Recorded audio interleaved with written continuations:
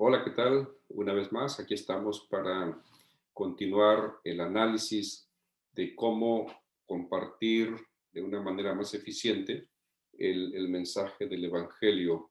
En esta ocasión vamos a tomar tiempo para ver cómo podemos enseñar una de las doctrinas fabulosas que tenemos como iglesia, que tiene que ver con el estado del hombre, la inmortalidad condicional, como lo presenta la Biblia, contra la creencia de la inmortalidad incondicional. Pero antes de ver esto, vamos a orar. Amado Padre Celestial, queremos colocarnos en tus manos al estudiar este tema tan importante y decisivo en la vida de las personas. Y te pedimos que nos dirijas y nos acompañes. En el nombre de Jesús. Amén. Eh, hablar, hablar de la inmortalidad incondicional del alma, es decir, que los muertos pues, siguen viviendo. Es una de las grandes doctrinas heredadas del paganismo, y posteriormente el catolicismo las adopta, y también el mundo evangélico los adopta del catolicismo.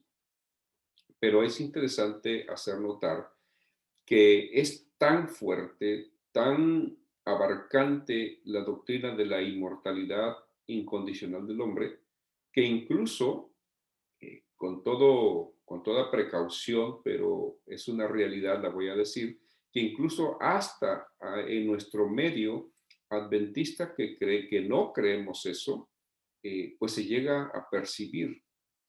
Y es que el mundo evangélico está permeando todo nuestro mundo. De paso, déjeme decir, en México, en el último censo de población que se hizo en el año pasado, reveló que el catolicismo ha retrocedido un 15%, y ese 15% pues se ha convertido la mayoría al mundo evangélico. La doctrina evangélica con el catolicismo pues abarcan casi todo México y gran parte del mundo, aunado a que esta doctrina también es aceptada pues por todas las otras religiones grandes del mundo y las otras civilizaciones del pasado. Y es triste, como decíamos un momento, pero incluso como estamos bombardeados por las herramientas de las evangélicas, llámese música, llámese predicaciones, pues nos llegan a permear a nosotros como iglesia. ¿Y por qué digo esto? Bueno, porque me han tocado experiencias interesantes. Eh, y en una ocasión había sido invitado por una hermana de la iglesia para ir a acompañarle a un funeral. Su hija era evangélica, pero bueno, ella no quería estar sola, una hermana ya grande, y fui a acompañarle para pues estar con ella, ¿no? Y yo escuchaba el mensaje del pastor evangélico pues muy consolador con la gente, y llega el momento en que le dice: hermanos, no suframos, no nos preocupemos. Nuestra hermana en este momento ya anda corriendo por las praderas del cielo. Es algo que ellos creen, es una doctrina que ha avanzado, pero se torna más difícil y peligroso cuando eso penetra a nuestro mundo. Eh, la inmortalidad del alma incondicional está plasmado en todos en toda, por ejemplo, eh, la industria cinematográfica. A nuestros niños nos los vienen educando desde pequeños. Cuando tú pones a tu niño, a tu nieto, a ver una película de Disney, tiene inmortalidad. Aparece magia, aparecen seres que llevan cientos, miles de años viviendo, y eso es inmortalidad del alma. Entonces, eso es en el mundo, cómo va penetrando a nuestro ambiente. Yo le digo a mis hijos, es que, miren hijos, es que cuando el diablo va a revelarse, para los niños no va a ser nada extraño ver seres que han vivido por muchos años. O sea, es algo interesante. Pero a veces incluso a nosotros como adultos nos puede pegar. Yo estaba en un funeral, ahí sí era pues gente nuestra, y entonces él es el canto, que es uno de los cantos que se cantaron, valga la redundancia, en ese funeral, es un canto de, un dueto, creo que es evangélico, y donde habla sobre la experiencia que está pasando una persona que perdió a ser querido, y entonces esta persona está lamentando la muerte de su ser querido, dice cómo quisiera detener el tiempo y que esto no hubiera sucedido, bueno, todo eso. Pero entonces en el canto viene la respuesta y entonces le dice, no llores por mí, yo estoy en un lugar pues donde hay paz y todo. Yo no conozco bien la letra, pero nos lleva como creyentes adventistas a cantar cosas que son doctrinas equivocadas. Pero bueno, no, me hubiera gustado incluso poner el canto, pero el tiempo no nos va a permitir. Así que vamos adelante en esta parte, cómo enseñar a la gente el tema de la inmortalidad condicional.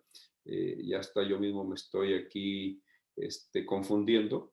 La inmortalidad condicional del hombre. ¿Sí? Nosotros sabemos que, que tenemos que entender esto. No existe la doctrina de la inmortalidad incondicional, pero sí existe la doctrina de la inmortalidad condicional del hombre. Y entonces ya esto lo hemos visto, voy a avanzar, está plasmado el mundo, tanto las religiones paganas como también el catolicismo y por ende el protestantismo heredó del catolicismo esta mentira que desde el Edén fue plasmada cuando el diablo dijo, la serpiente le dijo a la mujer, no morirás, cuando Dios había dicho, si comes del fruto vas a morir. El enemigo dice, no morirás, y sino que vas a ser como Dios, conociendo el bien y el mal. Esa mentira, pues todo el mundo se la ha creído, porque cuando una persona muere, algunas culturas pues creen que se van al inframundo, van a emprender un viaje y se vuelven parte del cosmos. El cristianismo católico enseña que pues se van al infierno o se van al purgatorio o se van al cielo, pero hay vida después de esta muerte inmediata, ¿no? Y el evangélico cree algo parecido, solo quítenle el purgatorio, y el evangélico cree que cuando una persona muere, pues por lo general, como son creyentes, se van al cielo. Pero, y si, bueno, también para ellos existe el infierno como un medio de purificación, ¿no? Entonces, esa mentira ha permeado a la gente. Y nosotros en esta hora vamos a ver qué dice la Biblia. En primer lugar, vamos a ver qué dice la Biblia que es el hombre. Nosotros sabemos que la Biblia dice que es el resultado de la unión de dos elementos de la tierra, polvo de la tierra y el soplo o el aliento de vida. Génesis 2:7. La Biblia utiliza la palabra alma unas 1600 veces, pero nunca dice que es inmortal. Ezequiel 18:4 y 20 claramente dice, el alma que pecare, esa morirá. Eso dice en el versículo 4. Y en el versículo 20 dice, el alma que pecare, esa morirá. El Hijo no llevará el pecado del Padre, ni el Padre llevará el pecado del Hijo. La justicia del justo será sobre él y la impiedad del impío será sobre él, pero el alma que pecare va a morir. La Biblia dice que cuando el ser humano muere, las cosas vuelven al estado anterior, es decir, hay una separación a la existencia de la vida, ¿no? El polvo vuelve al polvo y el don de la vida vuelve a Dios. Cuando los seres humanos mueren, queda inconsciente, ¿sí? Como los que duermen. La Biblia dice, cuando Jesús habla de Lázaro, dice nuestro hermano Lázaro duerme, mas voy a despertarle. En Eclesiastés habla acerca del estado de los muertos y entonces vamos a encontrar que repetidamente Hay referencias, voy a citar Eclesiastés en el capítulo 9, versículo 5. Este es un pasaje que normalmente nosotros lo usamos para hablar acerca de esto. Dice, porque los que viven saben que han de morir, pero los muertos no saben nada. ¿Sí? Los muertos, dice la Biblia, no saben nada, pero sí se menciona que los muertos resucitarán, esto es, volverán a la vida, y Job dice, yo sé que mi Redentor vive. Sí, esa es una declaración poderosa del patriarca hablando de la posibilidad de que el hombre vuelva a vivir. Entonces eso es bíblico. Ahora, hay algunas objeciones y preguntas sobre el estado de los muertos. Sí, hay preguntas, hay objeciones. Y entonces podemos decir que ausentes del cuerpo y presentes al Señor.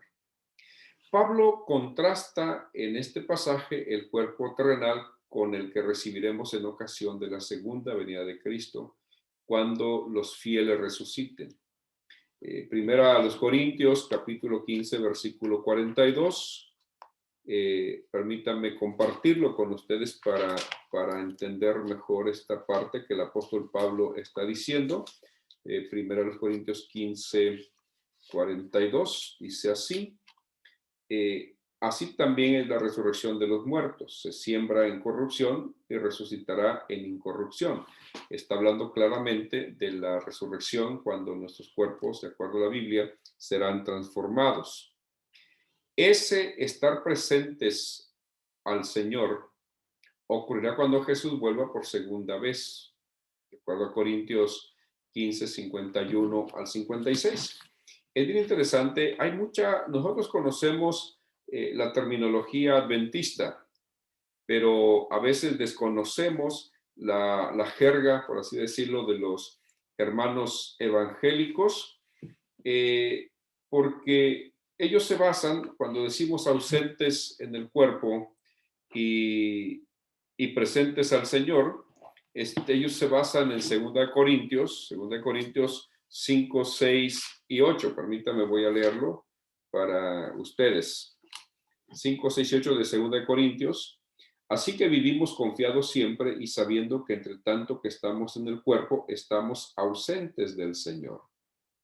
Y entonces el versículo 8 dice, pero confiamos y más quisiéramos estar ausentes del cuerpo y presentes en el Señor. Entonces, el apóstol Pablo está refiriéndose a lo que ya vimos, es decir, al milagro que vamos a tener que va a suceder en nosotros cuando Cristo venga por segunda vez. Ahora, la pregunta que viene aquí en el recuadro dice, ¿cómo pudo la pitonisa de Endor hacer venir a Samuel que estaba muerto? Porque esto fue un acontecimiento, de acuerdo a la Biblia, pues fue real. Es decir, cuando digo fue real, es que Saúl fue y consultó a la pitonisa de Endor y para pedirle que hiciera venir a Samuel, pues de entre los muertos. Y es interesante cómo la Biblia nos dice que Saúl, el rey de Israel, el pueblo de Dios, había expulsado a todas las personas que practicaran la magia, la hechicería, y sin embargo, cuando él ya no se siente cobijado por Dios, pues él recurre a este arte, que era el de traer a los muertos de regreso. Interesante, ¿no? Y este acontecimiento, este incidente se parece mucho al diálogo entre Eva y la serpiente, que está usada en el Edén, ¿no? Saúl se había apartado de Dios, ya lo habíamos mencionado, ya él no obedecía a Dios y Dios ya no le respondía. Él dice, pues Dios ya no me responde. Entonces quizá, yo no sé si alguien le aconsejó o él recordó que había gente que podía ayudarle, y entonces se mete al terreno pues peligroso, se presta como un instrumento, ¿cómo se llama?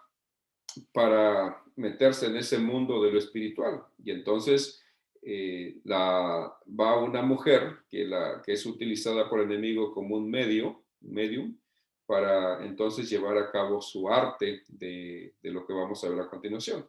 Ahora, Samuel estaba muerto y nosotros ya leímos que los muertos nada saben. Ya Samuel había muerto, dice primera Samuel, primer libro de Samuel, ¿sí? En el capítulo 28, es categórico cuando encontramos esta declaración. Dice aquí, permítame, vamos a leerlo. Dice así: y ya Samuel había muerto, y todo Israel había lamentado, y le habían sepultado en Ramá, su ciudad. Al estar muerto, nosotros sabemos que los muertos no saben nada. Por lo tanto, queridos hermanos, pues nosotros sabemos que no era Samuel el espíritu que le apareció a Saúl. Era una manifestación del enemigo satánica, de este fenómeno llamado inmortalidad. O sea, el diablo hace eso. Ahora, el apóstol hace una declaración de partir y estar con Cristo. En Filipenses 1, 21 y 23, sí, encontramos por lo menos dos cosas. La primera, Pablo relaciona su deseo con la venida del Señor. Él anhela la venida del Señor. Y entonces, en el segundo punto que vemos es la partida del cual habla Pablo, ocurrirá en ocasión de la segunda venida de Cristo, es decir, cuando todos los resucitados estemos con el Señor para siempre. Entonces, esto es bueno explicárselo a los hermanos, ¿no? En la parábola, hablando de la parábola del rico y Lázaro, es otro elemento que en el terreno del análisis de la inmortalidad incondicional, ¿sí? La gente toma este texto como su argumento. En la parábola del rico y Lázaro, ¿sí?, que está en Lucas 16, 19 al 31, la pregunta sería, ¿esta fue una historia verídica? El pastor Mark Finley, señala que esta es la quinta parábola de una serie en la cual se incluye la oveja perdida. Es decir, cuando vamos a las parábolas, queridos hermanos, pues las parábolas eh, son ilustraciones de lo terrenal para ilustrar lo celestial. Por lo tanto, cuando hablamos de las parábolas, se pueden manifestar de diferentes formas y no siempre son literales, o sea, no lo que está diciendo sucedió. Jesús era experto en usar las parábolas y siempre que quería dar una lección tomaba elementos de la naturaleza, tomaba elementos que en ese momento estaban a la vista o incluso de acontecimientos que conectaban a la gente con el mensaje. Ahora, si pretendemos que esta historia del rico y Lázaro se trata de una historia real, tendríamos entonces que encontrar respuestas coherentes para las siguientes preguntas. Ahora, ¿los que están en el cielo pueden comunicarse con aquellos que están en el infierno? Es un elemento que preguntas que debemos hacer con respecto a la gente. Y desde el cielo la pregunta es, ¿se pueden ver los tormentos del infierno? Imagínense que una madre está disfrutando del cielo y su hijo está siendo torturado en el fuego inextinguible del infierno. Entonces, ¿qué clase de cielo sería para ella, ¿no? O sea, ¿cómo podemos ver entonces que el cielo sea un lugar de disfrute cuando estamos viendo a nuestros seres queridos que están atormentándose? Imagínense esa madre verlo arder día y noche sin poder auxiliarlo. Entonces, es incoherente lo que está sucediendo. Por lo tanto, podemos decir que no es algo real. Ahora, ¿quién gobierna el cielo? ¿Abraham o Dios? Porque ahí menciona al patriarca Abraham, ¿no? Nuestro padre Abraham. Es evidente que Jesús compuso esta historia con los elementos, como decíamos hace un momento, que le resultaban familiares a sus oyentes. Y Y a veces suena difícil entender, pero hay ocasiones en que Jesús echaba manos de lo que no era real. Recuerden que la cultura que gobernaba y que rodeaba la influencia que había en ese tiempo, pues era la griega, ¿no? Y los griegos tenían conceptos dualistas, ¿sí? Y esto pues hacía que muchas veces Jesús tomara lecciones o ilustraciones para enseñarle a la gente. Es como ahora nosotros hemos tomado algunas ilustraciones para nuestros sermones. Pueden ser, hacemos hablar animales, eh, um, presentamos algunas acciones hipotéticas para que la gente entienda. Ahora, vamos a ver algunas lecciones que Jesús habría querido enseñarles. El tema principal de la parábola no es obviamente el asunto del estado de los muertos. Más bien, vamos a ver que los judíos creían que la riqueza era una señal de la bendición de Dios y la pobreza una señal de su desagrado. Entonces, para corregir ese concepto erróneo, Jesús les contó de un rico insensible al dolor ajeno. Y decíamos que este hombre, el rico, amasó una fortuna quizá abusando de las personas pobres, o quizá también abusando del poder, ¿sí? Y siendo deshonesto con aquel hombre llamado Lázaro. A la hora del ajuste de cuentas, el rico recibirá el castigo divino y el pobre la recompensa bienaventurada. Quizás es la primera lección que podemos entender.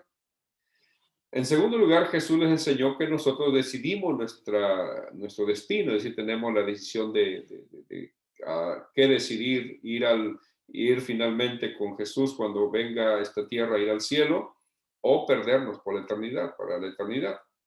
Mientras vivimos tenemos la oportunidad de decidir y que no hay una segunda oportunidad, porque en esta parábola o alegoría, la petición del rico es a Jesús, bueno, al Señor, perdón, a Abraham, es: permite que mis familiares pues reciban el mensaje, ¿no? Y entonces Abraham le dice, bueno, es que aunque pase lo que pase, pues no van a entender. Ahora, la lección más evidente es la que Jesús anunció al final de su parábola. Dices, hablando: si no oyen a Moisés y a los profetas, tampoco se persuadirán, aunque algunos se levantare de los muertos. Es decir, si no oyen la palabra de Dios, aquí hace alusión a Moisés hablando del mensaje del Pentateuco y la escritura de los profetas, y si ellos tenían toda esa luz, tampoco se persuadirían aunque viniera alguien de los muertos. En esencia, esas tres lecciones podrían ser tomadas como argumentos para poder entender y explicar la parábola del rico y Lázaro. Ahora, hay otro pasaje, dice aquí, en el libro de Apocalipsis vamos a encontrar que dice que las almas están debajo del altar. En el Apocalipsis rara vez se usa un lenguaje literal. Apocalipsis es la revelación de Jesucristo, expresada en un lenguaje de los símbolos. Ahora, como en Apocalipsis 6, 9 al 11 se habla de víctimas y de un altar, es evidente que se está usando símbolos que provienen del santuario del Antiguo Testamento. Ahora, el símbolo es claro. Los mártires son como la víctima ofrecida sobre el altar y su sangre. La sangre que es derramada al pie del altar del sacrificio clama como lo hace la sangre de Abel el justo y la sangre de Cristo. Otra vez estamos hablando de simbolismos. No es que haya almas que estén debajo del altar ahí clamando, levantando las manos, de acuerdo a lo que leemos en Apocalipsis 6, 9 al 11. No se está refiriendo de manera literal, sino más bien es un lenguaje apocalíptico, simbólico. Y aquí dice, por ejemplo, cuando abrió el quinto sello, vi bajo el altar las almas de los que habían sido muertos por causa de la palabra de Dios y por el testimonio que tenían. En otras palabras, podría entenderse que hay unos muertos, hermanos que han muerto y que están clamando clamando justicia y dice, ¿hasta cuándo, Señor Santo y verdadero, no juzgas y vengas nuestra sangre en los que moran en la tierra? Y entonces ya dice que se le dan vestiduras blancas a ellos, ¿no? Y se les dijo que descansaran todavía un poco de tiempo hasta que se completara el número de sus consiervos y sus hermanos, que también habían de ser muertos como ellos. Es decir, es un lenguaje simbólico para dar a conocer otras lecciones. El catolicismo cree en el purgatorio. ¿Qué dice la Biblia al respecto? Bueno, la Biblia dice que cada uno va a dar cuentas de sí mismo. No habla de que vamos a estar en un proceso diferente. La salvación se obtiene exclusivamente por la fe, no por las obras. Recuerden que el purgatorio tiene su función como es la antesala. Entonces de ahí hay que sacar a los familiares que tenemos, ¿no? De hecho, una de las herramientas que usó la Iglesia Católica durante el tiempo del oscurantismo fue justamente el engañar que con recursos podían las almas salir del purgatorio y ascender al cielo. No hay una segunda oportunidad después de la muerte. O sea, o hay vida o hay muerte, pero no hay nada intermedio. Esto también debemos aprenderlo bien para que al explicárselo a nuestros hermanos, pues ellos entiendan todos los conceptos que tienen que ver con el contexto de la inmortalidad condicional que el Señor nos da. Y entonces, esto es lo que vamos a estar viendo, recapitulando. Usted trate de recordar, haga un resumen de los puntos más destacados de la clase. Aquí estamos en esta evaluación recordando el capítulo, la primera presentación de cómo enseñar la ley, el segundo y el cuarto mandamiento.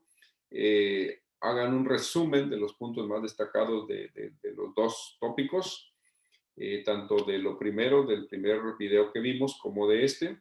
Ahora, ¿cuáles son los desafíos principales que plantea esta clase? Esto nos permite, queridos hermanos, pues puntualizar, quizá analizar un poquito más en el tema que estamos viendo. Es importante que nosotros nos documentemos, es decir, no nos quedemos. Estos asuntos son importantes, que nosotros nos empapemos, son las doctrinas fundamentales de nuestra iglesia, es lo que nos distingue de los demás. Ahora, el plan de acción, ¿cómo piensas encarar los desafíos que plantea esta lección? Nosotros debemos ir preparados para, como decíamos al principio, anteriormente, no para destruir a la persona, no para criticar a la persona, sino para ayudarle a entender el Evangelio, para ayudarle a quitarse esa venda que a veces el ser humano tiene para poder llevarlos a la luz y para que conozcan la verdad y la verdad los va a libertar.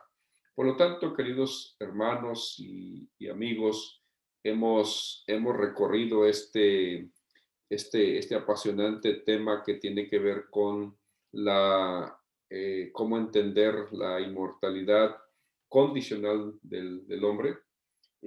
Termino diciéndoles que, bueno, nosotros como iglesia, pues sí creemos que Jesús va a venir y cuando Cristo venga, entonces va a resucitar a sus hijos, a los fieles, dentro de los cuales pues están muchos seres queridos que han descansado en el Señor. Así que esperamos en el Señor que podamos compartir con nuestra gente, con la gente que estamos estudiando, y pidámosle al Espíritu Santo su compañía al estudiar la palabra, porque estos temas pues son temas cruciales en la salvación de las personas. Son temas que nos van a ayudar a abrirles el camino, o si no lo entienden, pues definitivamente no va a ser de beneficio para su vida. Así que les invito a que oremos para terminar con esta clase. Señor, al terminar esta charla, esta clase con mis hermanos, te pido que por favor sigas estando con cada uno de nosotros. Derrama tu Espíritu Santo y que tu bendición sea con cada uno. En el nombre de Jesús. Amén. Que Dios les bendiga y nos vemos pronto.